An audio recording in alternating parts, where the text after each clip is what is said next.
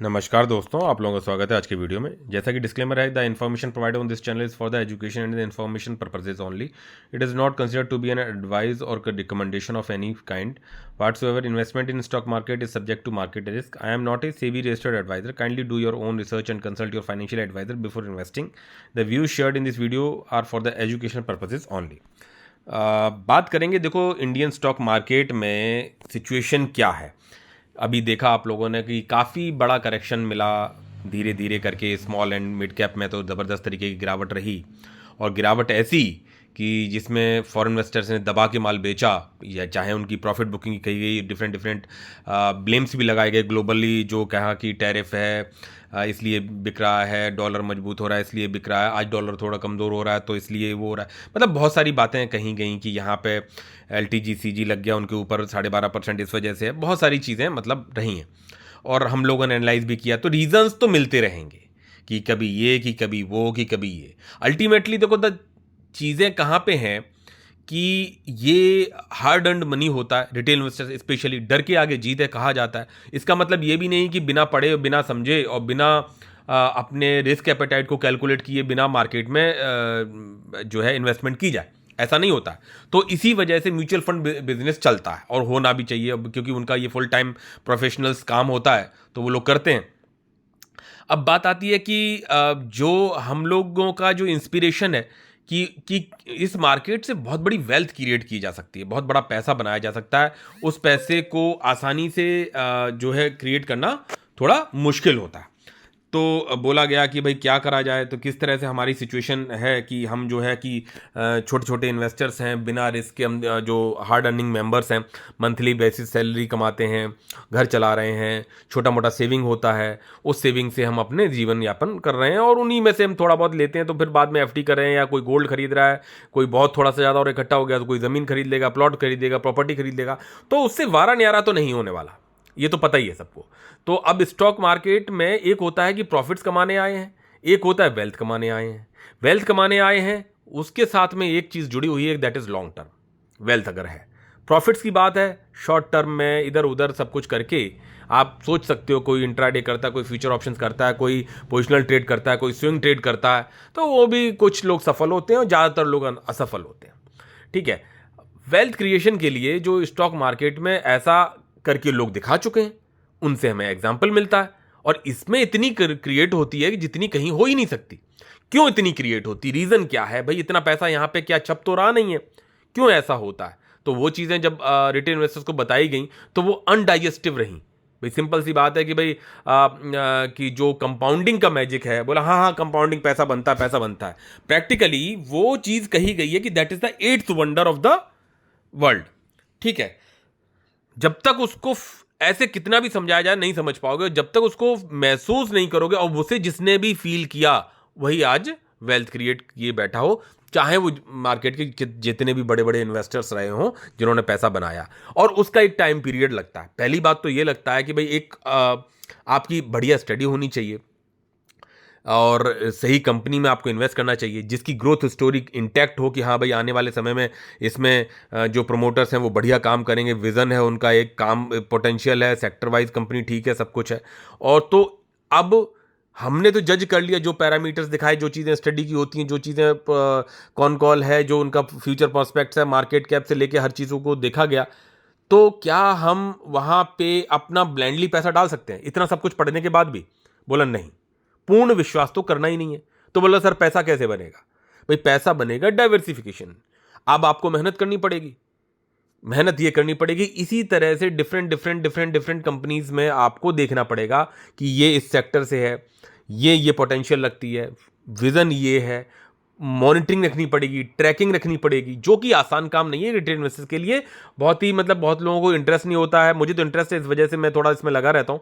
बाकी का नहीं तो कहा जाता बोले यार जब यही सब करना है तो बेटर है कि म्यूचुअल फंड में दे देते हैं, SIP मोड में पैसा कटता रहेगा, हम अपना जॉब करते रहेंगे, काम चलता रहेगा, और वहां से भी 12-15% का रिटर्न निकलता आएगा, सब कुछ है। क्योंकि डायरेक्ट इन्वेस्टिंग से भी तो लोग नहीं बना पाते हैं पैसा।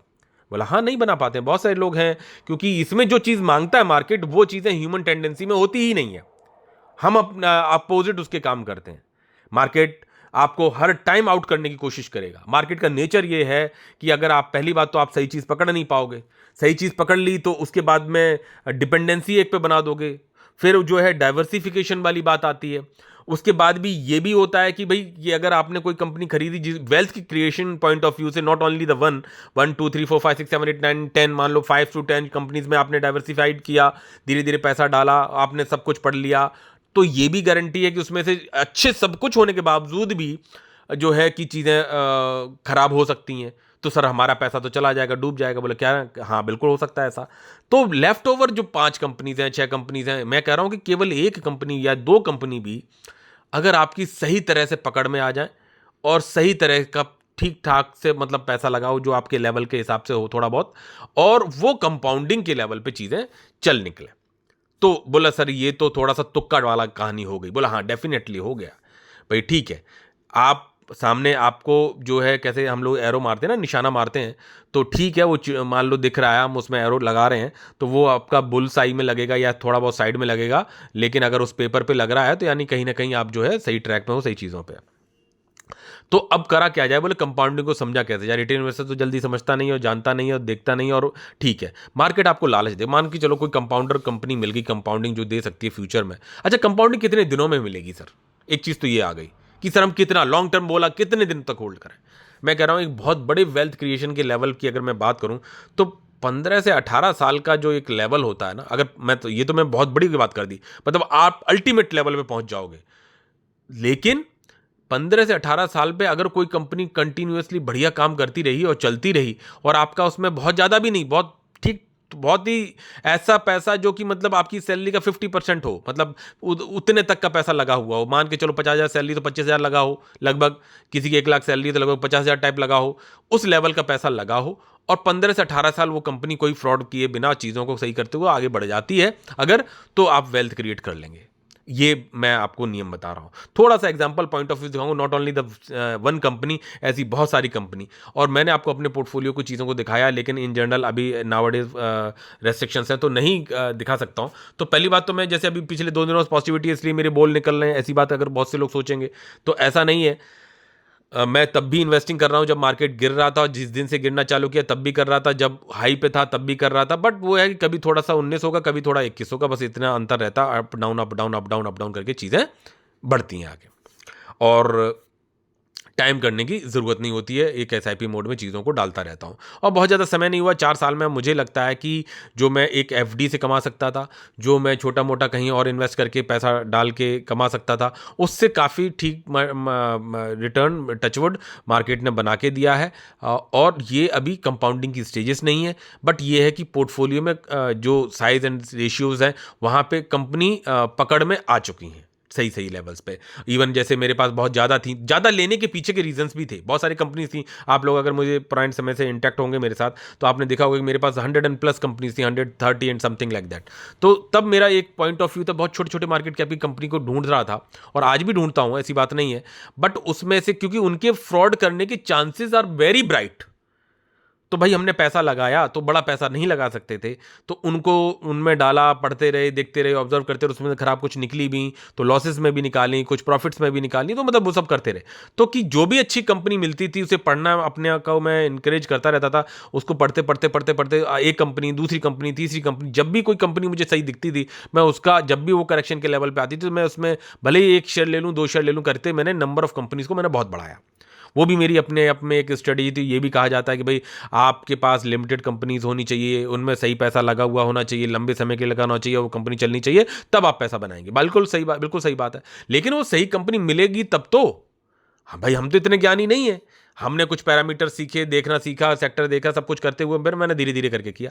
अब फिर जब उसमें धीरे इसमें भी डाला तो ये बना थोड़ा थोड़ा थोड़ा थोड़ा, तो अगर वो कंपनीज कहीं से सही हैं तो वो पैसा बनाने लगती हैं, और जब वो बनाने लगी बोले नहीं यार हाँ इसमें पैसा बन रहा है, ये कंपनी ठीक है, और देखा ये क्यों रेड में जा रही है, इसमें क्या दिक्कत है, नहीं इसमें दिक्कत कुछ नहीं, ये करेक्शन में, तो बोला थोड़ा एवरेज किया।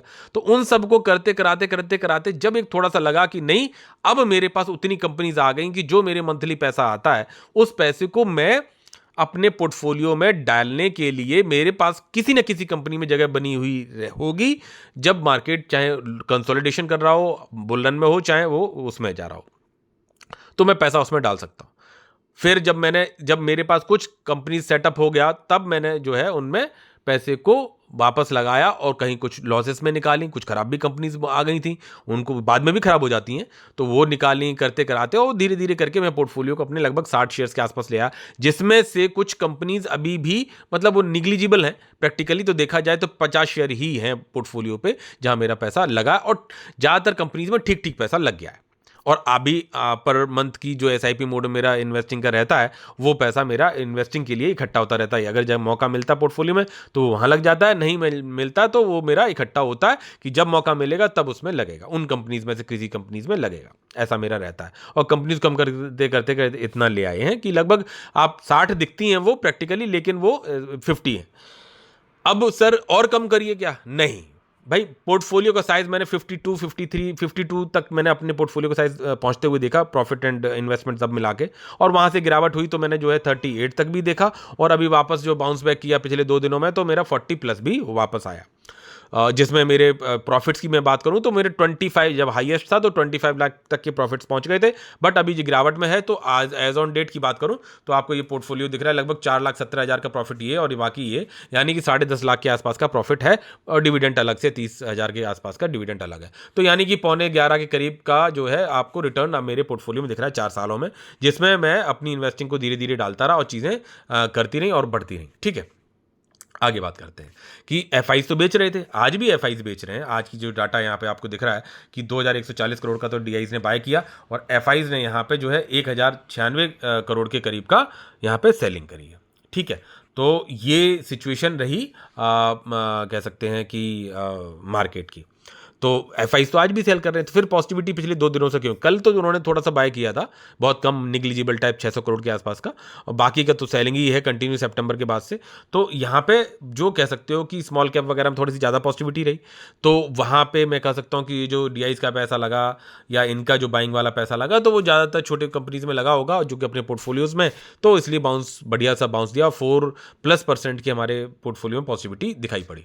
ठीक है, तो ये तो होता रहता है, चलता रहता है। बात कर रहा था कि आगे की भाई कंपाउंडिंग की बात चल रहा था कि मतलब कि पैसा अगर वेल्थ क्रिएट करनी तो कंपाउंडिंग तो होना बहुत जरूरी है, किसी भी अपने 1 या 2 कंपनीज में होना जरूरी है। और वो कंपाउंडिंग का मैजिक दिखाई कैसे? अब जैसे मैंने कुछ कंपनीज आज भागी हैं, मैं अभी भी उनमें थोड़ा बहुत रेड में हूँ कि मेरे पास उसमें ठीक ठाक शेयर्स हैं, लेकिन मैंने इन्वेस्टिंग उनमें कंपनी को देख के किया, और धीरे धीरे एवरेजिंग करते हुए मैंने कहा और नीचे जाएगी तो और लगाएंगे, और करते करते अब जो आज 20% पॉजिटिव सर्किट दे गया, बहुत सारी कंपनीज में दिया, तो वो भी फ्लैट पे आ गई ऑलमोस्ट। मतलब ये देखा जाए तो गार्डन शिप बिल्डर्स की बात करूंगा, तो जैसे अब ये कंपनी है, अब आप देख सकते हो कि टॉप से काफी करेक्टेड हुई। प्रैक्टिकली देखा जाए तो ये यहाँ पे बहुत बड़ा करेक्शन है, अच्छों की धज्जियां उड़ गई। किन की? जो यहाँ पे आए थे उनकी उड़ गई कि भाई मैं निकलता हूं, भागता हूं मार्केट से, ये है वो। उन्होंने, मार्केट हर तरह का मौका देता है, भागने का भी मौका देगा, इन्वेस्टिंग का भी मौका देगा, और बार बार देगा। तो हमें करना क्या चाहिए? मैंने कहा कि अब जैसे ये जो कंपनी टॉप से काफ़ी गिरी हुई है, प्रैक्टिकली देखा जाए तो ये काफ़ी गिरी हुई है, तो यहाँ पे गिरने के बावजूद भी आज इसमें 1518% का रिटर्न है, और ये कंपनी जो है आई हुई है 2018 में। ठीक है, 2018 में आई हुई है। कंपाउंडिंग का मैजिक क्या दिखा रहा हूं कि आपने देखा होगा, मैंने ये लाइन और ये लाइन के बीच की इन्वेस्टिंग दिखा रखी है, और ये 172% का रिटर्न यहाँ पे आपको दिखाई पड़ रहा है टोटल कितने समय में? 2018 से लेकर 2022 तक में। तो 172% का रिटर्न दिखाई पड़ रहा है कितने सालों में? 18 से 19, 19 से 20, 20 से 21, 21 से 22। लगभग लगभग आप ये कह सकते हो कि जो है कि 4 सालों में आप 172% या 173-72% का रिटर्न बना पाए।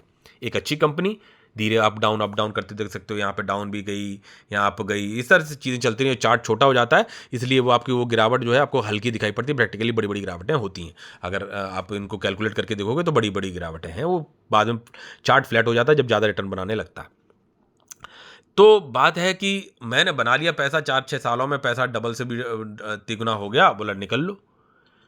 तो अभी ये टॉप से काफ़ी गिरावट है, उसके बावजूद भी 1500% तक का रिटर्न आपको दिखाई पड़ रहा है। ये रिटर्न किसको है? जिसने यहाँ पर कंपनी को लेके बैठा हुआ है 2018 से 2025 तक में। कितना रिटर्न है? 1500। कब है? गिरावट में। अगर टॉप में होता तो भयंकर होता, तो दैट्स कॉल्ड द कंपाउंडिंग। अगर मैं कह रहा हूँ टॉप में होता तो मार्केट मौका दे रहा है निकलने को, बोला देखो मैंने तुम्हारा 2018 का पैसा जो है कि 2024 में 2500% रिटर्न बना दिया है, ठीक है निकल जाओ, बहुत पैसा बन गया है। बोले हाँ यार बात तो सही कह रहे हो। तो आपको मार्केट हमेशा वेल्थ क्रिएट करने से रोकेगा, बहुत सारे आपने देखा होगा कि मैं तो मार्केट में साइक्लिकल आता हूँ भाई, मैंने प्रॉफिट बन गए मैं निकल जाऊँ, होना चाहिए, करना चाहिए, थोड़ा बहुत प्रॉफिट बुक कर लेना चाहिए, कोई बुराई नहीं है, लेकिन पार्ट्स में, मतलब कि ठीक है आपने 1 लाख रुपए इन्वेस्ट कर रखे थे, 1 लाख के आपके 4 लाख बन गए, तो उसमें से 1 लाख रुपए विड्रॉ कर लिया जब कभी मार्केट ऑल टाइम हाई पे है, कंपनी ऑल टाइम हाई पे है, बोला ठीक है यार थोड़े से प्रॉफिट्स बुक कर लिए, बाकी के 3 लाख रुपए उसमें लगे रहने दिए, क्योंकि कंपनी की स्टोरी खराब नहीं हुई, कंपनी इंटैक्ट है। क्यों? क्योंकि कंपाउंडिंग आपको बनानी है। आज इसमें 1500 दिख रहे हैं, अगर इसको टॉप में देख लोगे तो ये देख सकते हो 2.5% के रिटर्न थे, टॉप से गिरावट हो गए तो आज 1500 के हैं, तो जिसकी 2.5 बन गए थे वो ये कहता है यार मुझे प्रॉफिट बुक कर लेना चाहिए था यार। भाई उसे ये देखना चाहिए कि क्या कंपनी खराब हो गई। अगर कंपनी में 50-60% गिरावट है, इस बंदे को तो दिक्कत नहीं है जो इसने यहां लगाया, हाँ उसको दुख इस बात का होगा कि यार मेरे 2.5% रिटर्न बन गए थे, अब मुझे 1500 पे बैठना पड़ रहा है। लेकिन इन 1500 के लेवल पे उसने जब जब डिप मिली, यहां पे डिप मिली तो ऐड किया होगा, यहां पे डिप मिली तो ऐड किया होगा, यहां पे डिप मिली तब ऐड किया होगा, यहां पे मिली तब ऐड किया होगा। यही मेरा फंडा रहता है, और बॉटम फाइंड आउट करने की मैं कोशिश करता नहीं हूं। जब पैसे आए तो कभी ये मौका दे रही तो कभी वो मौका दे रही, धीरे धीरे धीरे धीरे धीरे करके डालते रहे। कोई भी कंपनी जो सही चले और आपका ठीक पैसा लगा हो, और उस कंपनी को होल्ड करते हुए आपको 15 साल 15-18 साल, वेल्थ की बात कर रहा हूं, प्रॉफिट्स की बात नहीं कर रहा हूं, वेल्थ क्रिएशन की बात कर रहा हूं, जहां हजारों % के रिटर्न होते हैं, लाखों % तक के रिटर्न बन सकते हैं, उसके लिए 15 साल तक की भी टाइम देना पड़ता है। कितना टाइम देना है? अब मुझे कुलबुली इस बात की है कि भाई मैंने 1 लाख रुपए लगाए, मेरे 4 लाख 6 लाख 5 लाख बन गए। अरे यार 1 लाख के 6 लाख बन गए 5 सालों में, क्या करना है यार, निकल ले। क्यों? मैंने बोला, तेरा दोस्त बोला कि हाँ निकल लो, बोले मैं निकला नहीं। 6 लाख के हो गए 3 लाख, गिरावट आई 6 लाख के 3, क्योंकि कंपाउंडिंग गिरावट भी वैसे ही होती है। तब मुझे लगा अरे यार मेरा फ्रेंड सही बोलता था, वो देखा मैंने तो बुक कर लिया था, तू रह गया। अरे भाई उसकी स्टोरी देखो, इंटैक्ट है नहीं है, बिजनेस सही चल रहा है नहीं चल रहा, आगे ग्रोथ स्टोरी क्या बता रही है कंपनी की। अगर वो गिरावट में ही है और आपका पैसा कम लगा है तो धीरे धीरे करके लगाओ, क्योंकि बॉटम्स भी नहीं पता आपको कहाँ तक जाएगी।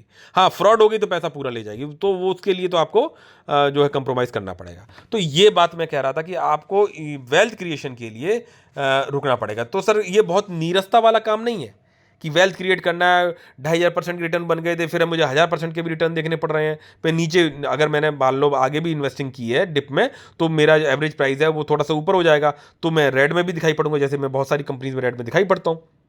लेकिन क्या 2021 की इन्वेस्टिंग, 2022 की इन्वेस्टिंग के शेयर्स उन्हीं कंपनीज में क्या वो रेड में हैं? अगर वो रेड में हैं तो मुझे उसका रीज़न ढूंढना चाहिए। क्यों? हाँ प्रॉफिट्स जाएंगे ऊपर फिर वो नीचे आएंगे, हाँ छोटा मोटा प्रॉफिट्स बुक भी कर सकते हो, लेकिन फिर भी आपको वेल्थ क्रिएशन के लिए जरूर आना चाहिए। केस हॉल्स की बात करूं, ये तो गिरावट में आ गई ना, काफ़ी गिरावट में आ गई। यहां पे आज इसने 20% का सर्किट दे दिया, ठीक है। टोटल रिटर्न कितने हैं? 6000% रिटर्न है अभी भी, जब ये गिरावट में है। तो एसएमई लॉट की कंपनी थी, अब अलग बात है। कंपनी का मार्केट कैप बहुत ज़्यादा बड़ा नहीं है, ठीक है, तो मतलब पोटेंशियल भी बहुत है। लेकिन आप एक चीज़ देखिएगा कि मैं अगर ये इसकी बात करूं, इसे हटा दूं, कि इतनी गिरावट के बाद भी इसमें 6000% का रिटर्न बना हुआ है, ठीक है। अगर ये कंपनी आप 2020 में लेके 23 में बेच देते, 1300% रिटर्न बन गए विद इन नो टाइम, यार निकल लो।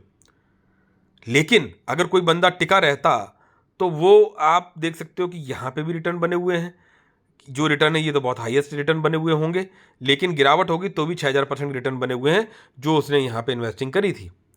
तो 1300 में आप सेटिस्फाई हो रहे हो कि 6000 में सेटिस्फाई? बहुत सर लालच बहुत बुरी बला है, प्रॉफिट कुछ बुक भी कर लेना चाहिए, पता नहीं बाद में कंपनी खराब हो गई तो भाई मार्केट में आप बुक करो प्रॉफिट, ठीक है, यहाँ पे कुछ प्रॉफिट्स बुक कर लो, लेकिन मौका मिलता है और कहानी इंटैक्ट है तो जरूर दोबारा से इन्वेस्ट करो, ठीक है। इस तरह से आपको आगे बढ़ना चाहिए। अगर मैं इस कंपनी की बात करूं तो ये जो अपने टॉप यहाँ से हाईएस्ट में जो रिटर्न बनाए हुए हैं, ठीक है, वो देखा जाए तो ये देख सकते हो कि 4,500-5,000 तक का % तक का देख सकते हो, 10,000% तक का रिटर्न भी आपको दिखाई पड़ रहा है।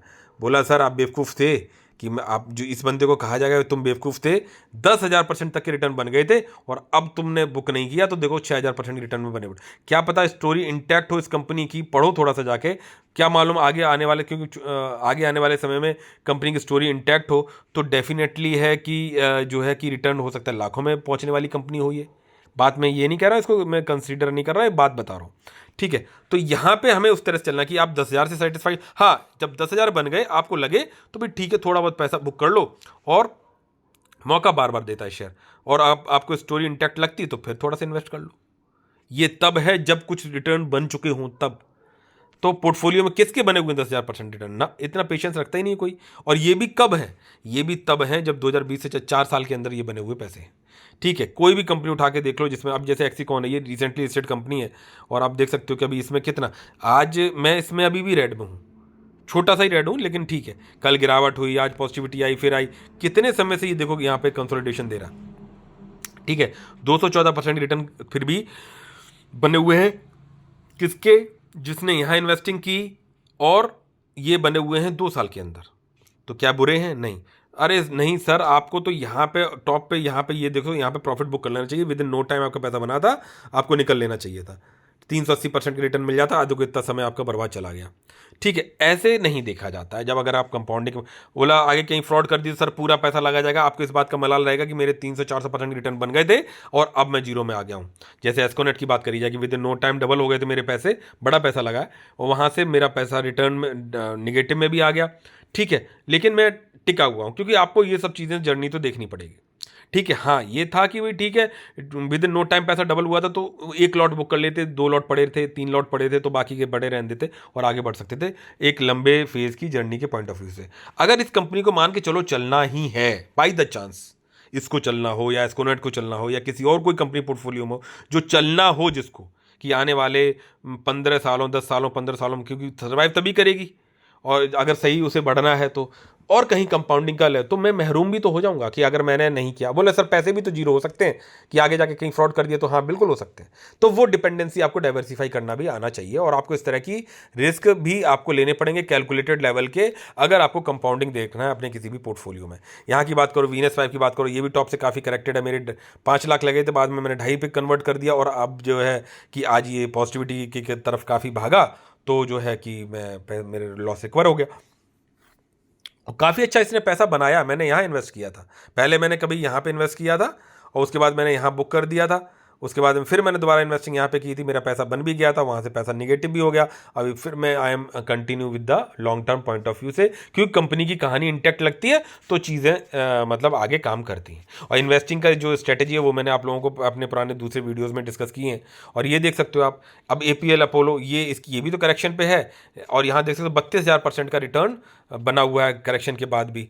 तो लेकिन वहीं पे 3,400% के रिटर्न भी बने थे 2006 से लेके 2020, यानी कितना समय था कि आप ये देखो कि 2006 से 4 और 14, लगभग 14 साल में, 14 ईयर्स में आपने 3,400% के रिटर्न बनाए, और आपने मान के चलो प्रॉफिट बुक कर लिया, तो आप इस दौड़ से महरूम रह जाएंगे, क्योंकि कंपनी की कहानी इंटैक्ट होनी चाहिए। अब जैसे यहाँ करेक्शन दे रहा है, अभी तो खैर 41,000 करोड़ की मार्केट कैप हो गई, बात कर रहा हूँ मैं यहाँ पे, कि इस तरह से डाइवर्सिफाई करके तब आप जो है, और अगर आप इसके मैक्सिमम पॉइंट ऑफ व्यू से जाओगे, अगर कंपनी फ्रॉड नहीं कर रही है, चीज़ें सही चल रही हैं, तो आप देख सकते हो कि 35,000% के रिटर्न बने थे, और वहाँ से गिर के 32,000 के रह गए। लेकिन 1,00,000% के रिटर्न किसी को कमाने हैं तो उसको ये फेजेस को देखना ही पड़ेगा, और लंबे समय के लिए। फिर भी अगर आपका थोड़ा सा ग्रीड है, ठीक है, आपको लगता है कि भाई मैं 1300%, 1400%, 1500% के लेवल पे पहुंच गया हूं, तो मैं ठीक है, थोड़ा सा पैसा मैं जो है प्रॉफिट बुक कर लेता हूं, बाद में फिर लगा दूंगा, क्योंकि मौका हर शेयर देता है। तो कहने का मतलब ये है कि कहानी इंटैक्ट रहनी चाहिए किसी भी कंपनी में, और जब कहानी इंटैक्ट रहती है तभी आप लंबे समय वेल्थ क्रिएट कर सकते हो। कोई भी 1 या 2 कंपनी जिसमें आपका थोड़ा ठीक सा पैसा लगा हो, और वो 15 से 18 साल की जर्नी में आपने उसे कंटिन्यू किया, बहुत से अप्स एंड डाउन्स देखोगे, लेकिन अगर कहानी इंटैक्ट रहती है, कंपनी फ्रॉड नहीं करती है, कंपनी का विजन सही है, तो पैसा बनता है कंपाउंडिंग स्टेज में, और वेल्थ कंपाउंडिंग से ही बनेगी, प्रॉफिट्स आपके छोटे मोटे बनते रहेंगे। ठीक है, तो ये मुझे कहना था। बाकी लाइक ज़रूर कर दीजिएगा, शेयर कर दीजिएगा, और विद दीज वर्ड्स मिलते हैं नेक्स्ट वीडियो में। टिल देन, जय हिंद, जय भारत, बाय बाय।